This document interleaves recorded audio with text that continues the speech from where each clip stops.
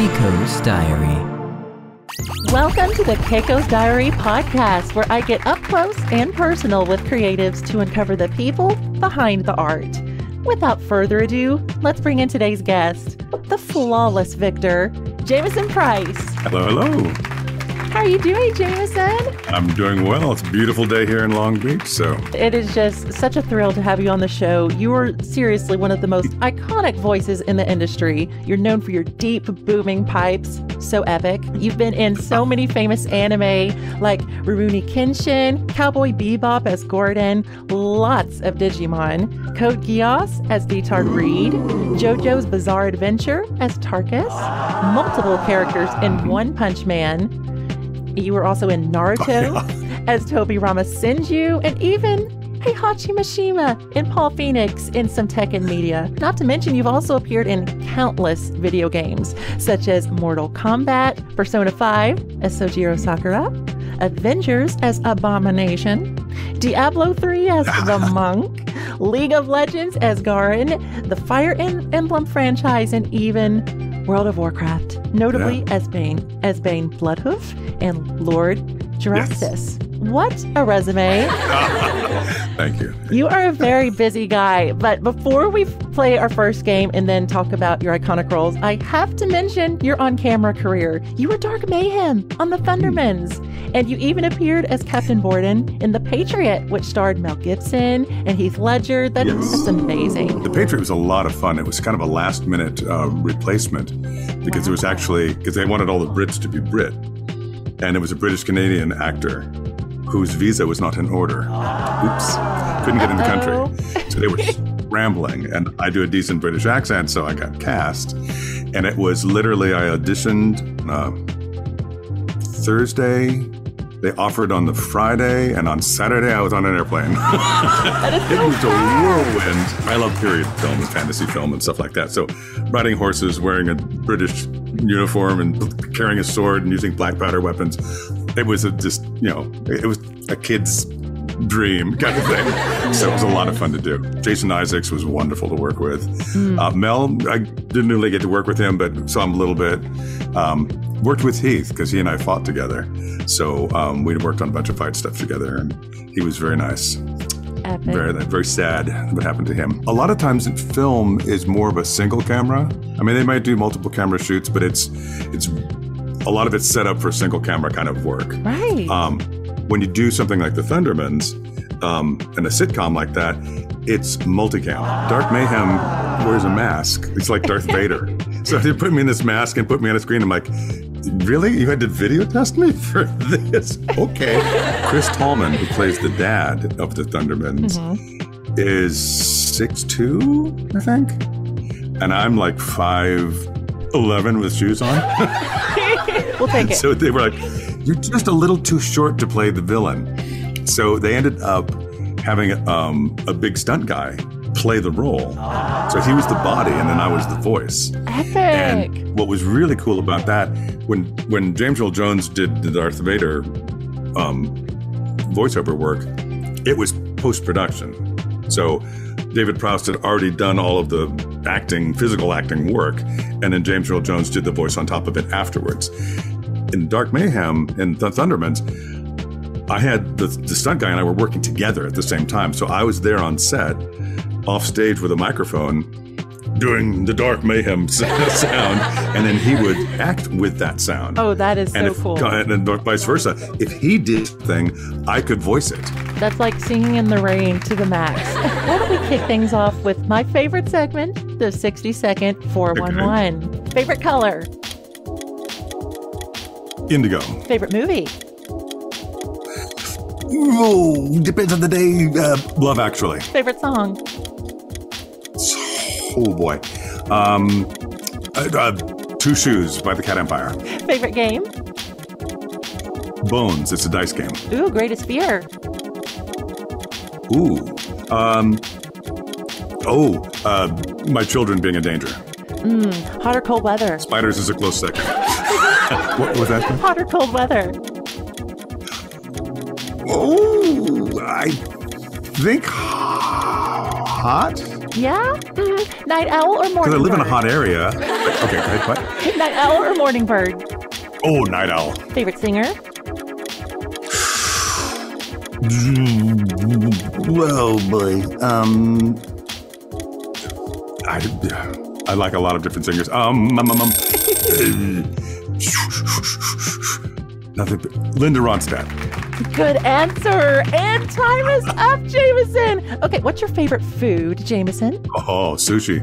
What is your favorite holiday? Oh, probably Christmas. Oh, me too. It's just such a happy time of year. How about your biggest pet peeve? When technology doesn't work the way it's supposed to. I feel ya. Yeah. Cats or dogs? Oh, I like them both, but cats. I have 2 cats. There's one peering at me right now over there. If you had a superpower, what would it be? Ooh, superpower. I think flying. How about your favorite Spice Girl? Ginger spice. This beard used to be red. Right, so you kind of connect. I have a connection to gingers, so I would go with ginger. I love it. Yeah, okay. And last one, favorite subject in school? I mean, I would say theater. Theater. That's my love, and that's what I followed. That's the bliss that I followed in my life. The Spotlight. Tekken is one of the biggest names in gaming, having sold almost 55 million units worldwide. Insane. You voiced the legendary Heihachi Mishima in the movie Tekken Blood Vengeance and the game Street Fighter X Tekken. You also voiced Paul Phoenix in Netflix's Tekken Bloodline animation. How aware of the Tekken franchise and its characters were you when you stepped into your fighting shoes? Heihachi is the grandfather, godfather kind of character. So there was a lot of, he needs to be older, but he's certainly not infirm. So there was I had to still retain, a powerful sound, but then age my voice a little bit. Paul is not old, but he's, again, very powerful. And he's got a bit of swagger to him. I didn't know much about the Tekken franchise when I did it.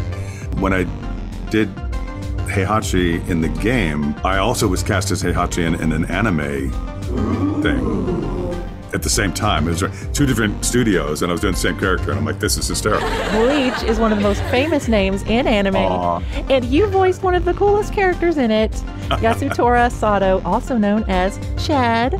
Now, you took over the role when Mark Warden moved on during the 4th season, and you won over the hearts of fans around the world with your memorable performance. Now, you've since stepped away from Chad for the 1,000-Year Blood War with Alain Mesa taking over, but could you just talk about your time working on this iconic series and what it felt like when you were first tasked with playing this character? Well, the plot line of Bleach is a lot of anime is very convoluted. Yes. And confusing. Bleach in particular is like, what? When the directors were trying to explain stuff to you, because I came in like episode 150 or something. Yeah. So then trying to explain what had gone on before, and succinctly, because of course we're there for a time, and you can't take a lot of time. And then what this all is, and Soul Reapers and all that, it was kind of crazy. With Chad, I guess Mark and I have similar timbres and similar sounds, because many people thought it was me. Oh, that's hilarious. I would get fan mail. Well, once Mark moved on and then I took over, because the studio went, hey, why don't you do this? People think it's you anyway. And then I got reverse fan mail. I got fan mails going, oh man, the guy who replaced you is terrible. I'm so sorry that they replaced you and all. What? You're kidding. What's really cool is working on something like that, as well as Naruto, is the longevity. Right. That it's just episode after episode, and you get to live with a character. A lot of times in video games, it's a one-off. Boom, you're done. You're in there. You're trying to establish a character and a history instantaneously. Whereas in some of these animes, you have years in these cases of working and living with a character and getting it to become a part of you in many ways. Well, when Thousand Year Blood War came along, and why I passed it on to Alain, we're much more representative now, even in voice. I mean, obviously in acting, on-camera acting, but even in voiceover now, voice acting, they're asking for, native British accents. So even if you've got a good British accent, you're not native, you don't get in. And I really felt that it was time to have someone a little more representative do the role. 20 years ago, voice acting wasn't as popular as it is now. We were sort of the bastard stepchild, and people didn't want to do it. Dubbers were looked down upon. That's totally changed now. It's much more mainstream, it's much more popular, and we have a ton of voice actors. The diversity is there, and we should use it. A lot of people will probably recognize you as the epic announcer from Mortal Kombat. Yes. You voiced him in Mortal Kombat 9, 10, and 11, and you also voiced Noob Saibot in 9 and Ermac in 10. What a voice you have. You literally sound like a god. I'm just saying. This is way harder to pull off, though, than people think. So how did you strike that perfect balance? Very good director. I mean, the announcer's doing a lot of names and fight and stuff like that. And so we would record different levels of it, because sometimes they would want it a little more aggressive. But they tended to, because they did some processing with it. It's not just me. They sweeten it up, but the dynamic level is much lower than you'd think. Interesting. Because microphones pick up everything. So instead of being kind of pushed, Johnny Cage wins kind of thing, it's more Johnny Cage wins. And the microphones pick that up, and they bump it up, and then you get that kind of deep godlike rumble, which is so much fun. It's like, wow, that's amazing. Yeah, that's me. Yeah. Microphones like my voice, which is great. I mean, that's made my career. Your answering machine must be incredible. The announcer in Mortal Kombat is something pretty much everybody has imitated at one point or the other since it came out. Yes, guilty. I mean, everybody does fatality. And so then to get hired to do that was hysterical. It's like, oh my God, now I'm the guy saying that.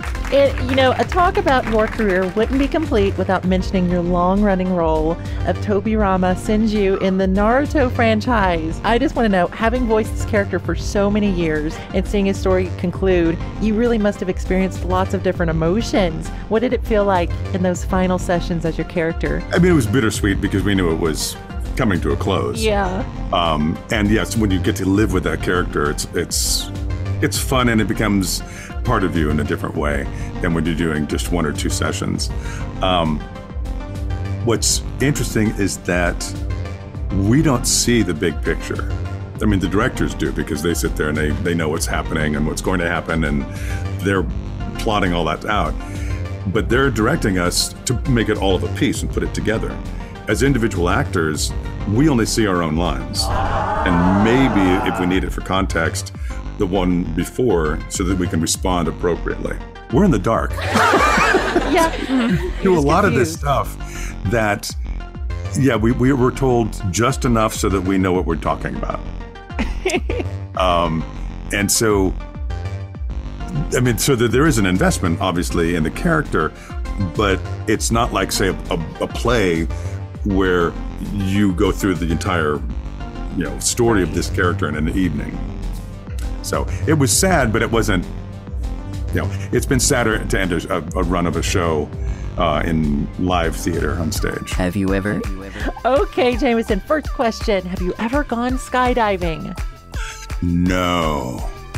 That was on my bucket list until I had children. When you have children, it really changes your perspective. Everything. Mm-hmm. Your life completely changes. And priorities change. Yeah. So, the kind of selfish, hedonistic lifestyle of, I want to go jump out of an airplane and do that. It's like, I'd rather be there for my kids in 20 years. Have you ever touched a snake? Yes, I have. Oh, my. My childhood pet was a boa constrictor, ages probably 10 to 16, 17. Like, are those the big ones? Well, Well, it depends on how often you feed them. Oh my gosh. Pythons are bigger. So Oscar, my boa constrictor, he got to be about 6 feet long. In the neighborhood, the kids would all come over to watch the snake get fed. Because you'd put a little live mouse in there because they don't eat dead food. And you just dangle a mouse and drop them in and there'd be a little nature story. Oh my gosh. Have you ever broken your phone? I haven't actually broken it so that it doesn't work. Good for you. You are just so responsible. I'm careful.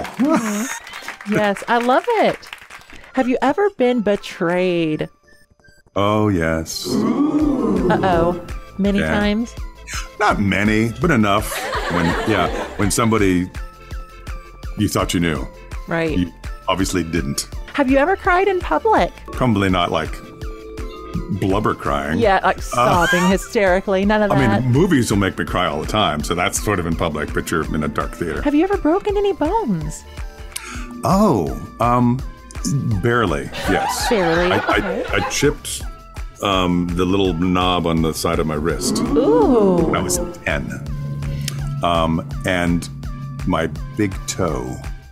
Oh, it's shocking how much pain the toes can cause. I was playing frisbee soccer. So, and as my friend kicked the frisbee, I kicked too, and I went bam, right into the bottom of his foot. Oh. And so my big toe kind of went, just jammed it in. Have you ever exploded with rage? Yes. You're an actor, of course you have. Of course I have. And as a young man, I had a bit of a temper problem, Just which saying. I got under control. But it took until I think my high school, college area, where I was really,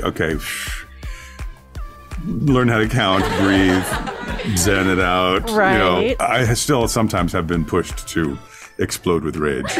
A temper can be a real problem. Yeah. I mean, when you explode with rage, you break things. Yeah. Punch walls, you hurt your hand. You break things, then you're like, oh, darn, I broke that. Didn't mean to, but I lost control. Yeah, being angry is expensive, isn't it? Mm-hmm. Yeah. So that was one of those conscious choices of, need to make that go away. Have you ever been cheated on? That's a deep one. Oh, yeah. Oh, no. No need to elaborate on that. Yes. The name shall remain nameless. Yes, but they know who they are. Have you ever seen a ghost? I have a picture of one. What?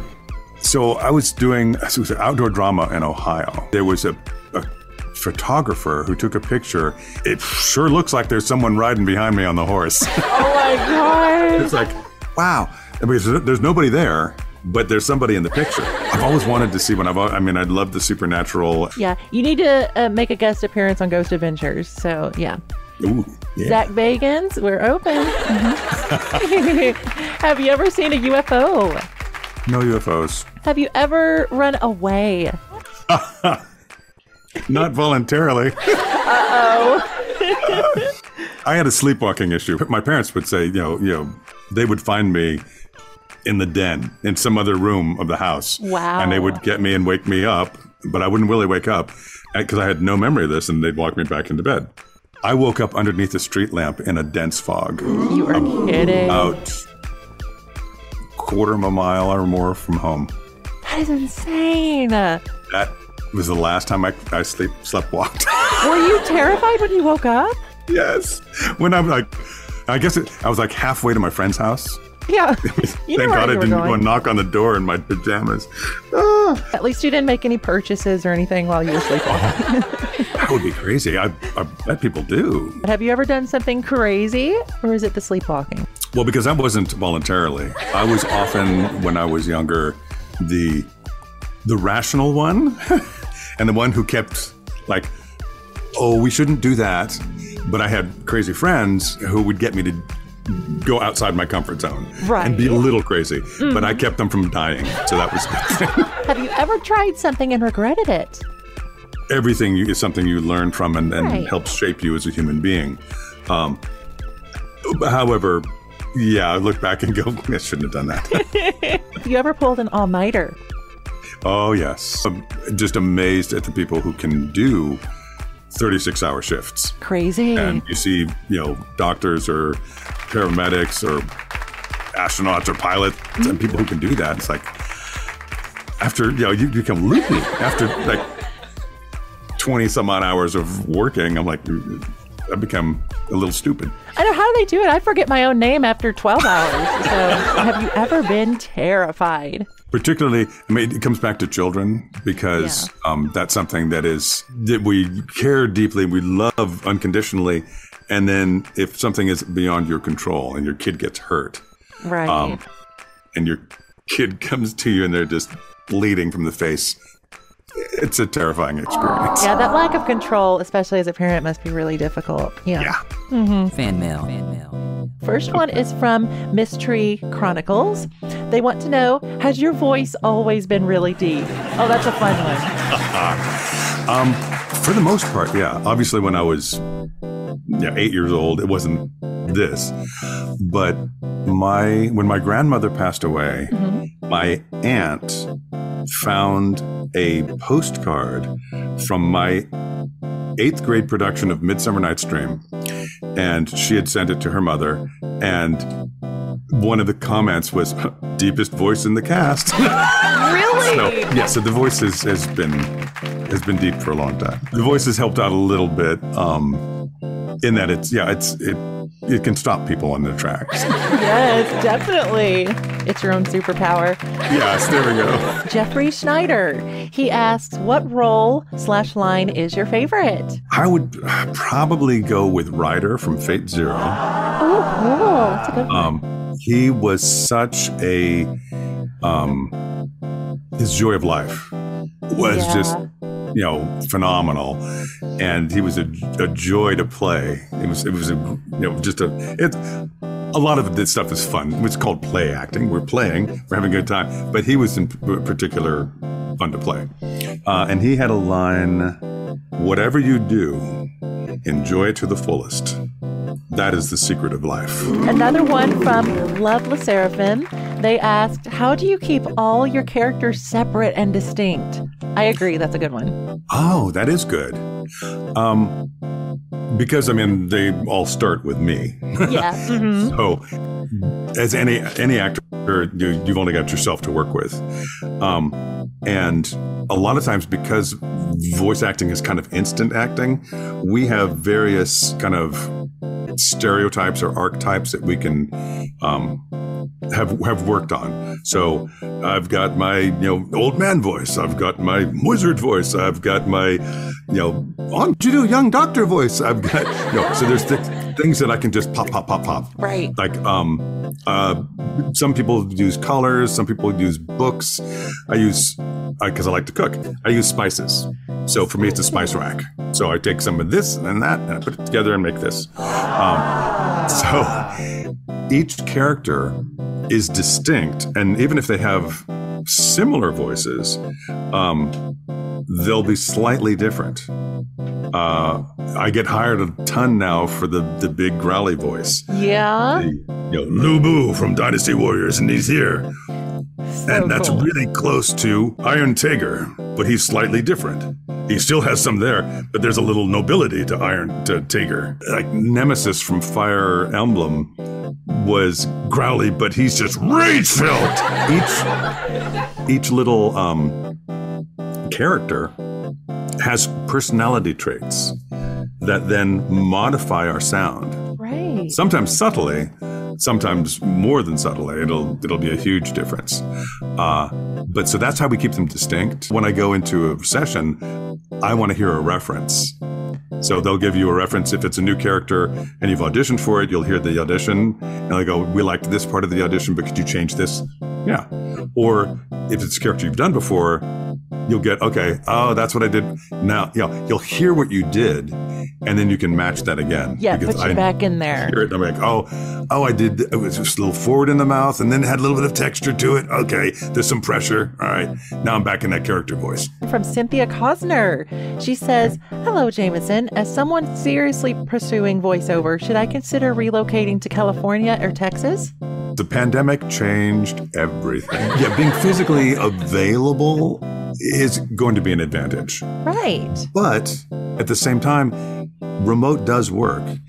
It costs a bit more because there is a large investment in your equipment. Because now that the pandemic is over, studios are having us go back in. So if you want to do remote, whereas they were giving a little leeway during the pandemic. Right. Now they're like, okay, if you want to go remote, you have to have, this, and this. You have to pass this test. You have to pass, so the hoops you got to jump through are huge and many. But if you can, pass all those tests, there's no reason you can't record remotely. The Deep Dive. If a genie could grant you 3 wishes, Jamieson, what would they be? That we hadn't screwed up the planet. I would really like to have a planet to give to my children. In a related thing, a clean, non-polluting, inexpensive energy source. The third wish, I guess it would be like, financial security for my family. Yeah. And I mean, we're not doing bad. But you can always use more. But you can always do better. Are you afraid of death? No. I'm 62 now. I've lived a good long... Oh, thank you. I've lived a good long life. It's again, when you have kids, you realize that's something you would die to protect. So death loses some of its terror. Right. I think we all fear death in one way because it's an unknown. Yeah. We don't know what happens. And that's always fearful. So there's a little bit of fear there, but I am certainly at peace with if I had to go, I could go. The motto of our family is we're trying not to die, so I'm trying not to.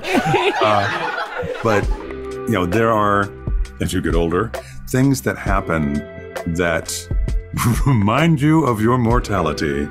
Mm-hmm. And you go, oh, that could be something serious. So far it hasn't been. But there are certainly things that have given me pause and made me go, am I dying? Yeah. Beware Googling things. I've got this pain. What does this mean? Oh my God, I'm dying. What is your biggest regret? Not having developed a better business sense. Artists, we love the art. We want to be doing poetry and making funny voices. And I don't want to be an accountant. I don't want to have to negotiate prices with people. I don't want to have to, do all that stuff. They'll look back in hindsight and go, oh, if we'd bought that condo for like 150 grand, we would have flipped that and flipped and flipped and flipped, and we'd be homeowners now. Yeah. What is your earliest memory of life? This jean jacket that I was wearing around all the time, and I had M&Ms in the pockets. Uh-oh. Yes. This was a creek, and there were, the creek is going along here, and then there's a little bit of a waterfall, and then there's a little pool down here, and then the creek continues on. We were up here. The rock in the middle that I was jumping to was underwater and green and mossy. I literally hit that, went upside down, out over the falls, 6 to 8 feet or so. And there were like rocks in the pool, kind of in a ring from what I recall. So I landed in the middle of that. So again, it was one of these just kind of guardian angels looking out for me. Yeah. As I was going across, so I flipped upside down, went headfirst into this pool. The camp counselor who was with us thought I was dead. So I didn't hit my head, I was just water. Wow. But I came out and I remember the M&Ms were all white. They'd lost the color. All the color was draining off them. I'm like, oh, I ruined my M&Ms. At MLA Entertainment, we always say, keep being creative. I just really believe in nurturing people's creativity. And we have listeners who are working on their own craft, whether it's in the entertainment field or outside of it. So you have been so successful in pursuing your own dreams and making them come true. What does being creative mean to you? And how has it impacted your life and career? Any advice? Having an open mind. The poster that, a mind is like a parachute. It only works when it's open. Wow. That kind of, when I was a kid, I was like, that makes a whole lot of sense. Being open to new possibilities and to things that are not the way that people say you're supposed to do it. And to the fact that your life might not go the way that you thought it would. Yeah, and be open to that. Because that's what, I was like, okay, I'm going to be an on-camera actor. And I still have done some on-camera, obviously, and I'm going to do some more. But at one point, I was doing a theater show, and a door to voiceover opened, and I went, okay, sure. And I walked through it. I would just like to give you the floor, Jamieson, to tell the viewers about any upcoming projects you've got coming out, or just anything you'd like to share. Oh, there's the Lightborn, which is an audiobook that a friend he wrote it, and he's now getting a bunch of actors to do the audiobook. So it's more like an audio drama, it sounds like. But it's a werewolf story. There's a zombie anime. It's a zombie bucket list. It's 100 things to do before you become a zombie. Something like that. I don't think I have the title right. Epic. So we're going to start recording that soon. Most of the stuff I'm doing is games. And those are all super secret. I'm producing a show, or helping to produce. My wife's actually the producer, but we have a little production company. And we're going to do that in July. So I'm gearing up to do that. I kind of do all the technical aspects of it. I'm Jamieson Price. And for MLA Entertainment, keep being creative. Hey, you. You can help support the Keiko's Diary podcast by liking, subscribing, and sharing it with your friends. Sounds like you're pretty powerful. Thank you for listening, and keep being creative.